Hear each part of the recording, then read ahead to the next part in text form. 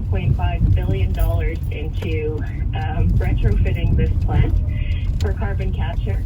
We were told that it would be capturing 90% of the emissions that were coming out of the power plant. In no single year since it's been in operation, which is more than 7 years now, has it captured 90% of its emissions. In most years, it's captured closer to 40%. In some years, it's captured even less than 40%. That carbon dioxide is captured and transported to the Weyburn oil field. Whitecap Resources is one of the companies that engages in enhanced oil recovery, so using the carbon as a flood in old oil fields to push out and boost new production of oil. So that's proceeding quite nicely. They are producing a lot of new oil using the captured carbon, but the reality is that that facility on the coal-fired plant is really dramatically underperforming, and there's been a series of maintenance operations and investigations into all of the problems, but it seems to be continually underperforming. And now they actually have lowered their expectations because the oil industry doesn't want to take all of the carbon that it could potentially capture.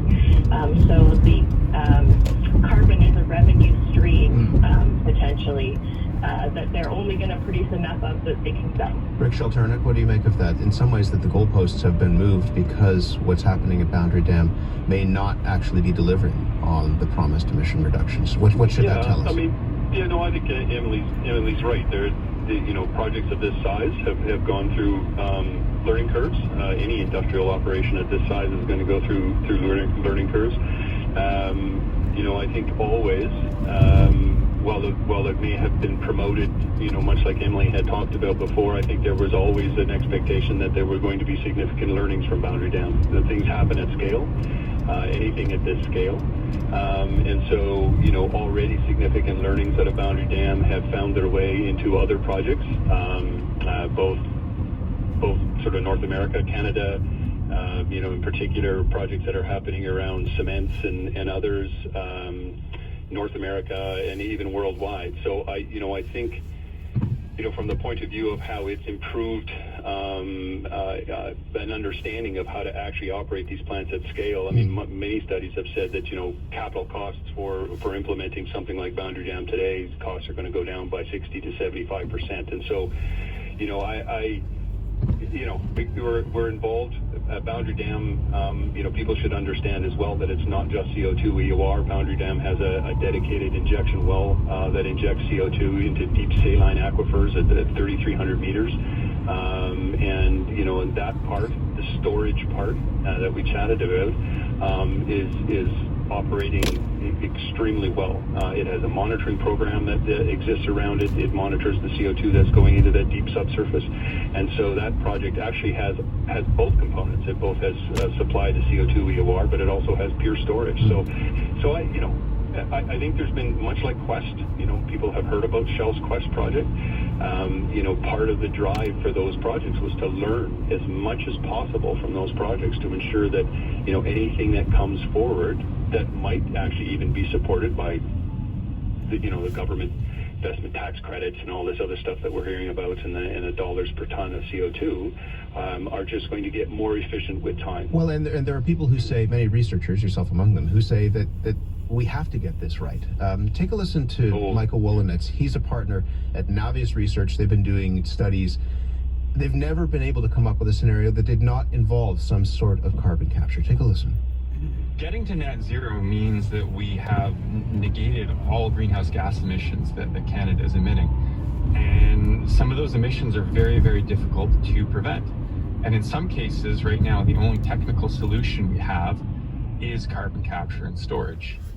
In other cases, there is no technical solution, and so to negate those emissions, you may literally have to suck carbon dioxide out of the atmosphere, again, using a carbon capture and storage technology. Emily Eden, what do you make of that? That in some ways this needs to work, that we can't get to net zero without carbon capture performing at scale.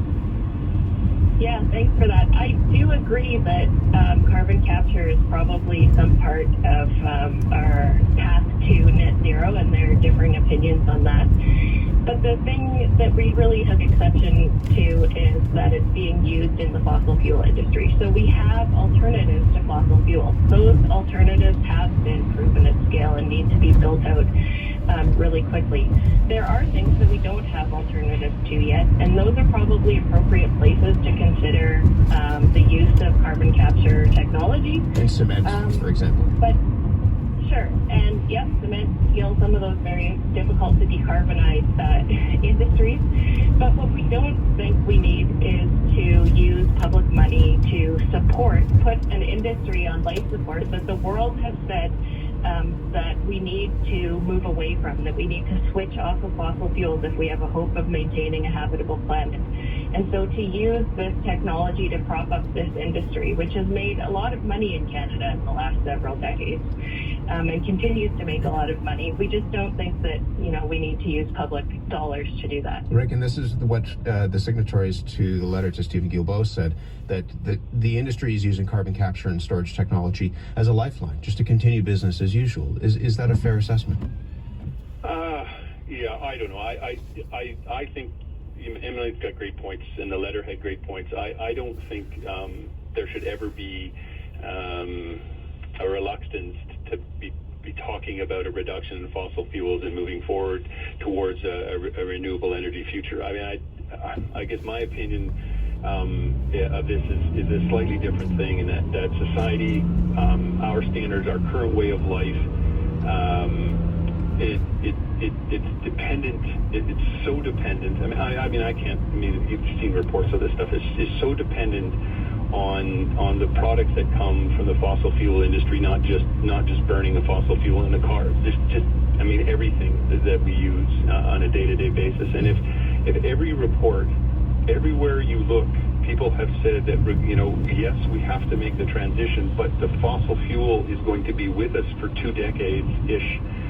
While we make this transition, then in my mind, what I see CCUS as is a way for us to manage the emission streams from that part of the industry as we move towards that renewable future. I mean, that's how I see it. I don't see it as a, shut all fossil fuels down and things. So I just see that CCUS provides an opportunity for us to manage the emission streams from that component of our industries that we know is going to be with us for a number of decades while we make this transition to renewables. Emily, is that not a smart investment? If the transition is going to take some time, that money should go into helping ease that transition or manage that transition?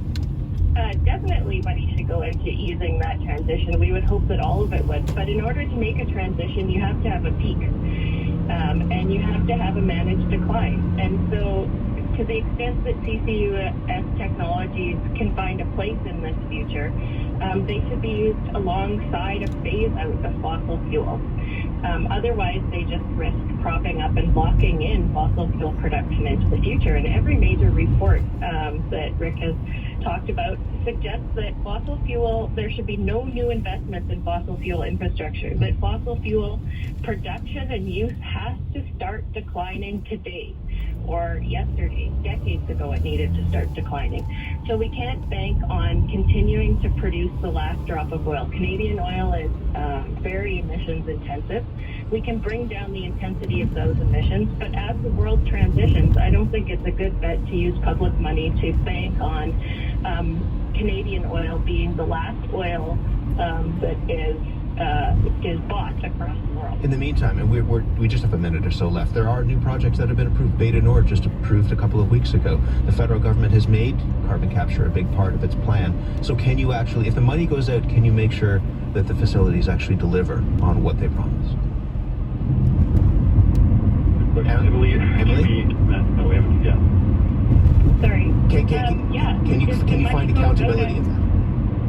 Exactly. If the money does go out, I would hope that there are performance standards, because as we have seen, Rick has talked a lot about the sequestration being viable, but what we've seen in terms of the actual capturing of carbon by many of these companies across the world is they don't live up to expectations. So I would hate for there to be a bunch of money dumped into these companies, and then to find that, 2 years later, they did send it for permanent storage as the tax credit requires, but 2 years later they switched to sending it to the oil field to push out more oil. So there does need to be, now that we have this tax credit, there needs to be really strict accountability measures and performance standards to ensure that the carbon is actually being captured and stored appropriately. Appreciate talking to you both about this. We will speak more about it in future, certainly, given the weight that's being invested in it. Thank you very much. You're welcome. Thanks for having us. Rick Shelternick, Professor of Geotechnical Engineering at the University of Alberta. Emily Eaton, a Professor of Geography at the University of Regina. Your CBC News is next. Then we're going to talk about working better. It's coming up in 6 minutes. I'm Matt Galloway. This is The Current. This is CBC Radio 1, 89.1 FM in Waterloo Region.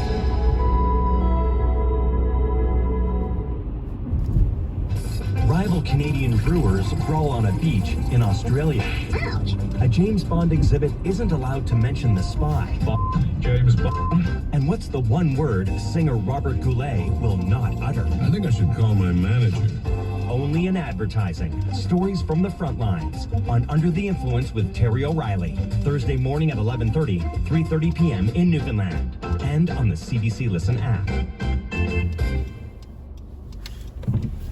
The CBC News is next. Coming up in an hour, it's Q.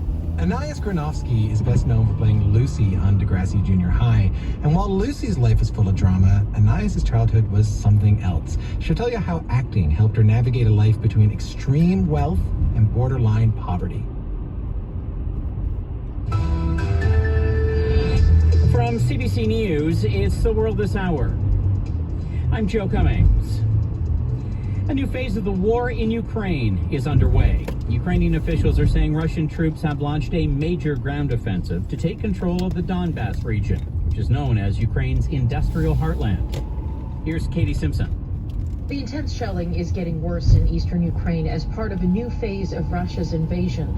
In his nightly address, President Volodymyr Zelensky declared the battle for Donbas had begun. Russian forces left the north, abandoning their efforts to take the capital, and now they've regrouped and are concentrating their efforts on seizing territory in eastern Ukraine. Overnight, Russian authorities claim they struck more than 1,200 Ukrainian targets. The shelling has been so consistent, there will be no humanitarian corridors out of the east today. We are also closely watching what's happening in Mariupol. Reports out of Russia claim that Russian-backed separatists, in their words, are trying to liberate the steel plant where Ukrainian forces still maintain control.